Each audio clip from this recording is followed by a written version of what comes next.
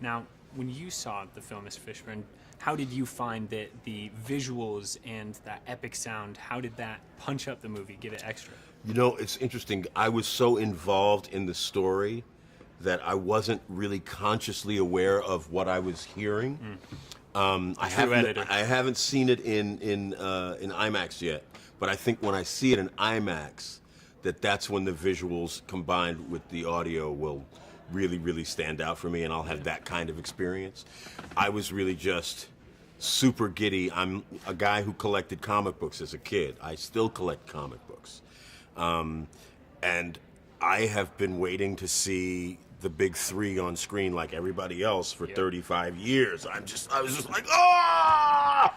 So that's kind of where my focus was. Do you think that this, especially this movie, but the resurgence of comic books being in films and in television, will that encourage the younger generations to start reading these comic books? You know, that's a good question. That's a good question. I think that there's already a great audience for, you know, all things that come out of the comic genre. And comics have matured, you know. The writing has matured, the artwork has matured, the themes, you know, the stories have morphed off into these, you know, things that, you know, I don't think even the creators could have imagined. When you think about stuff like Planet Hulk, you know, it's like, ah! So, will younger people come to it? I don't know. I don't have a crystal ball, but, you know I like it. Trust me, I'm geeking out about it all the time. Now, moving on to your character, Perry White. Now, this is a guy who, at least in my opinion, seems to be the only sane one. He's the only one that sees everything going on, and this is crazy. That's so dangerous. Why are you doing that, Lois? Like, talk to me. Why is your character seemingly the only one with a clue? Somebody has to do that. Somebody has to sort of ground it in reality and go, "You're all insane. Stop it now. Somebody will lose an eye if you don't stop it." Somebody has to do that job. I got the job.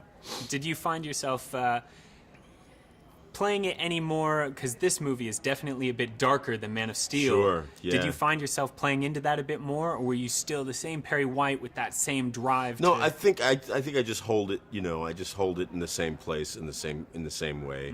There's a little more humor in this one, though. Definitely. For Perry, which is nice, because I think that levity you need because the movie is much darker.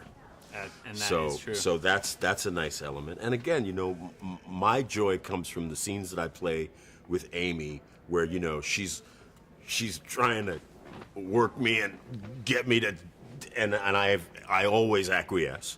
Absolutely. You know, and so there's joy in that. And then there's, you know, there's fun in playing the scenes with Henry, where, you know, the most powerful man in the universe, basically, I have to say, "No, stop. Sit down. Shut up. Do You're the boss." That's the way you gotta play it. That's the way you gotta be. Absolutely. It's hilarious. Well, I gotta say, I had an awesome time watching this film, and I thought you were fantastic. It's a pleasure to meet you, and I thank you. All right, great.